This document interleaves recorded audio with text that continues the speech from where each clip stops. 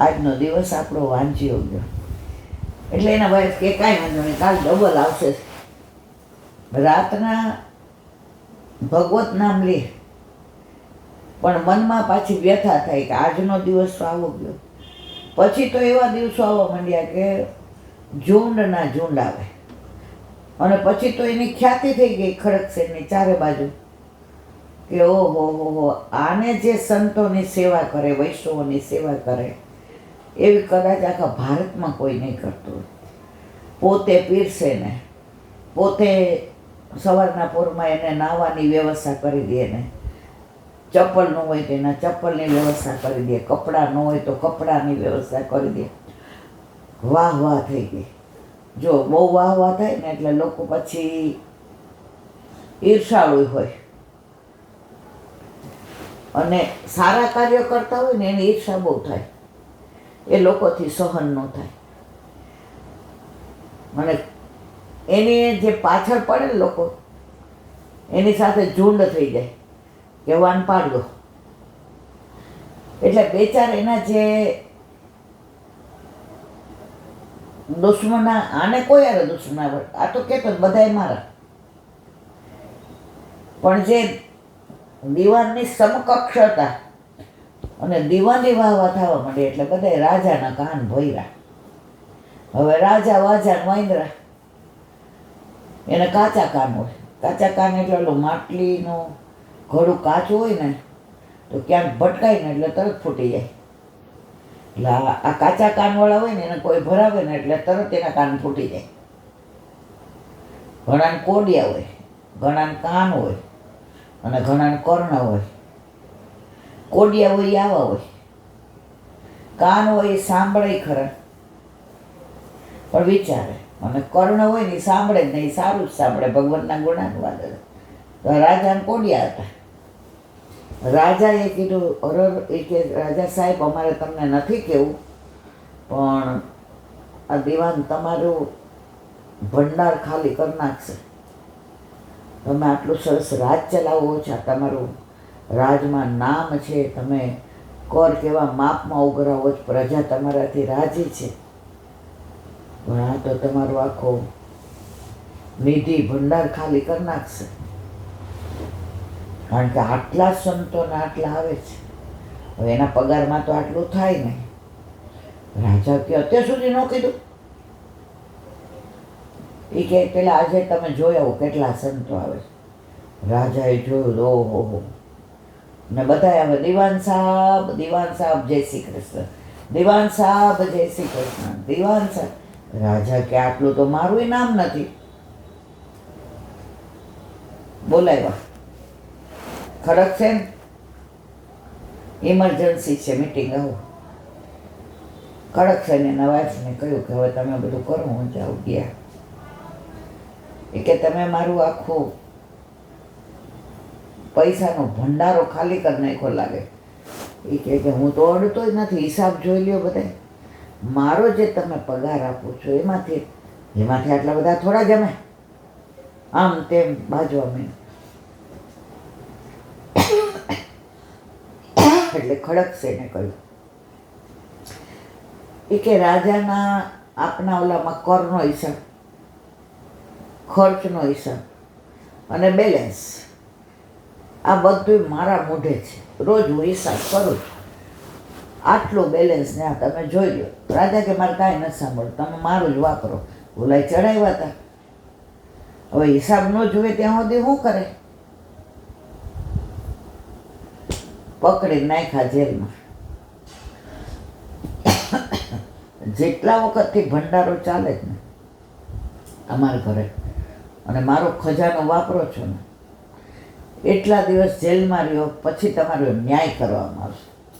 ખડકસેન કે એક વિનંતી છે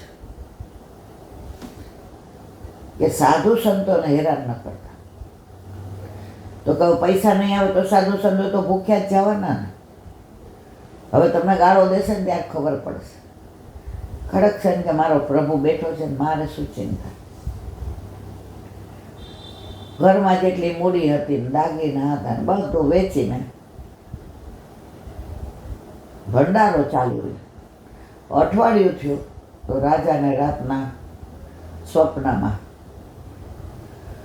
10-15 જણા મારવા માંડ્યા. ધુંબા ને ગળદું ને પલંગની નીચે નાખી દીધા અને રાજાને ચારે બાજુ ઢીમચા થઈ ગયા. છોડો છોડો છોડો છોડો. રાણી ક્યાંય તો કોઈ છે ને. જોયું પેટ્રોમેક્સ, ત્યારે તો પેલું આવી લાઈટો નહોતી, કરીને બધે ઢીમચા ને લોહીના ટસ્યા ફૂટ્યા હતા. સ્વપ્નમાં કીધું કે તે મારા ભક્તને અંદર નાખ્યો છે. તારા પગાર સિવાય ખડકસેન 1 રૂપિયો નહીં, 1 પાઈ પણ લીધી નથી. તારો હિસાબ એને તને દીધોય તોય તે જોયું ને. તું એવા કાચા કાનનો. અત્યારે ઊભો થાય ને પેલા એને છોડી દે, નહીંતર આજે તારો છેલ્લો દિવસ જિંદગીનો. 2 વાગ્યા એટલે રાણીને કેવું, એ કે ક્યાં અત્યારે? એ કે કાંઈ પૂછો નહીં, અત્યારે જઈને સેનાપતિને ઉઠાડ્યા. એ કે હાલો જેલમાં, જેલરને ઉઠાડ્યા. ત્યાં ગયા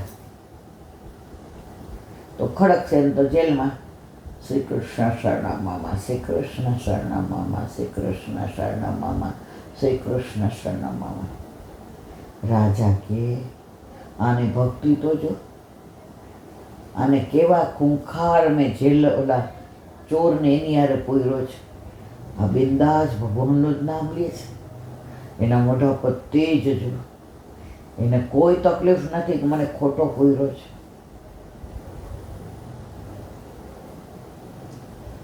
ઉઠાડ્યા, તાળું ખોલ્યું. માફ કરો. બહાર આવું કે મેં તો કાંઈ કર્યું નથી. છે ને માફ કે મેં તમને ખોટા પૂર્યા. મારા કોડિયા હતા ને કાચા હતા. જેમ કાચો ઘડો ફૂટી જાય એમાં કાન કોડિયા ફૂટી ગયા હતા. એ કે આજે તમારા રાજમાં તમારા જેવા ભક્તો છે ને એટલે દુષ્કાળ નથી પડતો, એટલે મારી પ્રજા સુખી છે, એટલે રાજા આનંદથી ને પોઢી શકે છે, એટલે રાજાના રાજમાં કોઈ ચોરી નથી કરતો. દીવાન તમને વંદન. જે કેવું એ મારા પ્રભુને કહે. કરતે હો તુમ કનૈયા, મેરા નામ હો રહા હૈ, सब आपकी कृपा से मेरा काम हो रहा है. દીવાન કે જે પણ કરે છે એ મારા પ્રભુ કરે છે. કર્તુમ અકર્તુમ અન્યથા કરતું. તમે સારા કાર્યો,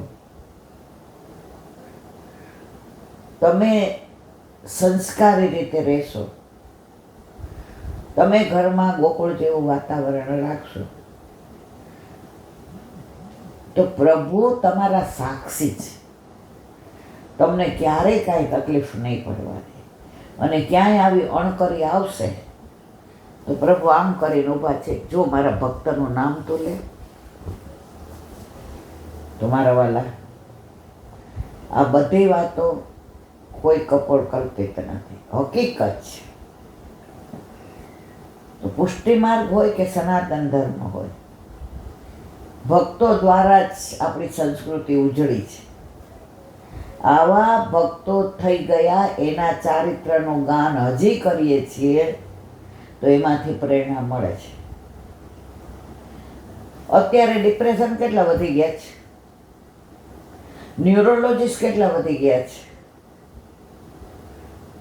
ભૌતિક સુખથી સુખ મળતું હોત તો પૈસાવાળા કોઈને ડિપ્રેશન ના હોત એવું ના હોત. હજી કરોડો રૂપિયા કમાતા હોય, પૂછીએ છોકરો 3 વર્ષથી ડિપ્રેશનમાં જ કેમ? ધારયતી ધર્મ, ધર્મ વિનાનો ભૌતિક પૈસો છે. એટલે એ ભૌતિક સુખથી ને લોકો ઉબાઈ જાય છે. પેલા રાજા રજવાડા હતા, શેઠિયાવે હતા. પુરુષોત્તમદાસ શેઠ તો એવું કહેવાય કે રાજાને જરૂર પડે ને તો પૈસા એમની પાસે વ્યાજે લેવા આવતા, પણ વ્યાજ લેતા નહોતા. દામોદરદાસ સંભરવાલા એ રાજ સેવા કરતા હતા. પણ પ્રભુની સાથે સાથે સમાજ સેવા કરતા હતા. અત્યારે ઘણા એમ કે અમે તો માનવ ધર્મમાં જ માનીએ, અમે તો હોસ્પિટલમાં કામ હોય તો જઈએ, અમે કાંઈ આમ. બહુ સરસ છે, પણ પ્રભુ સેવા વિનાનું આ મીઠા વિનાની રસોઈ જેવું છે. તમારા ઘરે તમારા માથે બિરાજતો તમારો ઠાકોરજી, આ કરાવવા વાળો કોણ તમને આવા કાર્યો? પ્રભુ. તો એને ઘરમાં લાવવા નથી.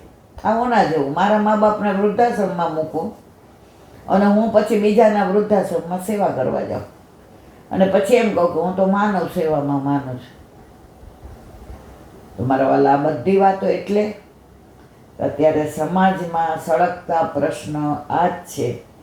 મા બાપને રાખવા નથી, છોકરાઓને ભેગા આપણી બાજુમાં આવે ને તોય આપણે હજી તાર વાર છે. ના, જરાય વાર નથી.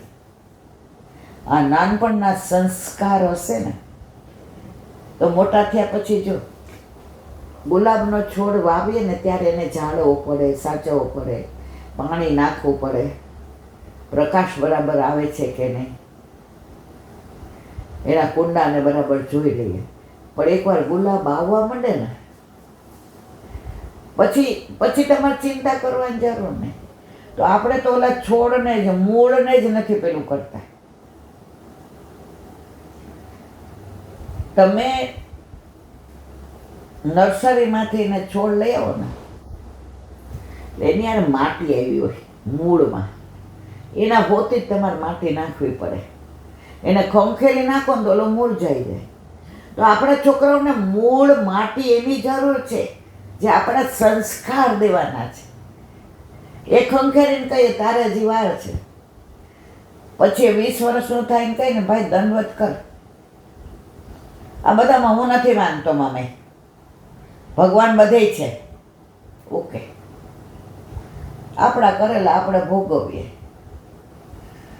તો મારે તો અહીંથી એ જ કહેવાનું કે હજી સમય છે. ઘરમાં બાળકોને ગર્ભના સંસ્કાર, હમણાં ગયા વર્ષે આપણે આ શિબિર કરી હતી 2-2.5 કલાકની, કે ગર્ભના સંસ્કારો હશે ને તો એ પેલા જય શ્રી કૃષ્ણ જ બોલશે, અધરવાઇઝ એ ગુડ મોર્નિંગ જ બોલશે. એક વૈષ્ણવ આવ્યા હતા અહીંયા અમેરિકાથી ને, એટલે એ બિચારા 10-12 વર્ષથી એટલે ત્યાં રહેતા હતા કે મારા છોકરાને ગ્રીન કાર્ડ મળી જાય.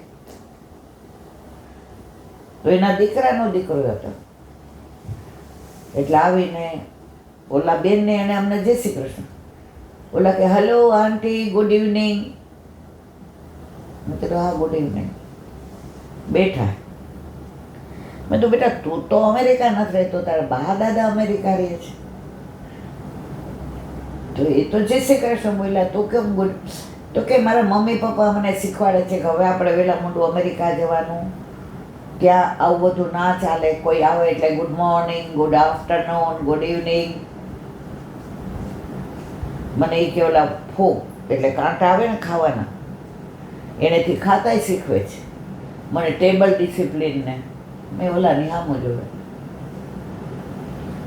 મેં તને ગોપાલ ગમે, કૃષ્ણ, કાનોડો ગમે? એ કે બા દાદા આવે ને ત્યાં ઠાકોરજી લઈને આવે તો મને બહુ જ ગમે. પણ મમ્મી પપ્પા એમ કે ઇંગ્લિશ મીડિયમમાં ભણતા હોઈએ એટલે આપણું હોમવર્ક કરવું જોઈએ, આપણે ટ્યુશનમાં જવું જોઈએ. હું ક્રિકેટમાં એક્સ્ટ્રા પેલામાં જાઉં છું, હું કરાટે કરું છું. તો બા દાદા સેવામાં હોય ને ત્યારે હું નથી જતો, પણ કોઈક વાર રવિવારે મેળ પડી જાય ને તો મને બા રાતના ગોપાલની વાતો કરે છે, બહુ ગમે છે. માખણ ચોરી તો મને બહુ જ ગમે. મને ઓલો ગેડી દડો છે ને આંટી યમુનાજીમાં વયો ગયો ને કેવા ઠાકોરજી ડબ કરીને પડ્યા. મેં કીધું જો હવે કેવું સરસ ગુજરાતી બોલે છે, આવ્યો ત્યાર તો તું. મેં એના મમ્મી પપ્પા સામે જોયું. મેં તો ત્યાં જઈને આપણી સંસ્કૃતિ જાળવવાની છે. તમે તો અહીંયા જ મેં કીધું ભારતીય સંસ્કૃતિની બદલે અમેરિકન સંસ્કૃતિ કરી દીધી. એનાથી વિશેષ હજી મારે આગળ કેવું છે. આજે મારો છેલ્લા અઠવાડિયાનો અનુભવ છે ને એટલે આજે મને બહુ જ આમ આટલી નાની કેક લઈને આવ્યા હતા આરાધ્યા માટે. એટલે હવે એને ખબર નહીં પણ મેં કીધું અમારે તો બંધી છે, અમે કોઈની ચોકલેટ કે કેક કે કશું જ લેતા નથી. એમાં કેક તો અમે અડીએ નહીં. મેં કીધું કેમ કેક લઈ આવ્યો? તો કે આજે મારો બર્થડે છે. તારા ઘરે મને ક્યાં કટિંગ કરવાની? દાદી આજ તો કેક કટિંગ કરવાનું. પછી મેં કીધું મીણબત્તી સળગાવવાની? મને કે હા. મેં તો ઠારવાનું, અંધારું કરવાનું? મને કે હા. મેં કીધું બેટા આ તો ક્રિશ્ચિયન લોકોનું છે, એના બાઇબલમાં લખેલું છે કે નરકનું 1 વર્ષ પૂરું થયું એટલે હવે અંધારું થઈ ગયું. તો મેં કીધું નરકમાં છે ને 1 વર્ષ પૂરું થયું. આપણે તો ગોકુળમાં છીએ, જે અજવાળા જ હોય. આપણે ઠાકોરજીની આરતી કરવાની હોય, દીવા કરવાનો હોય. આપણે આ બધું ના કરવાનું હોય. એ થોડોક નાનો એટલે અમારે સામું જોવા માંડ્યું. મેં કીધું એને કૃષ્ણ ગમે કે ઈસુ ખ્રિસ્ત ગમે? મને નામે લેવું નથી ગમતું. મને આઈ લાઈક કૃષ્ણ.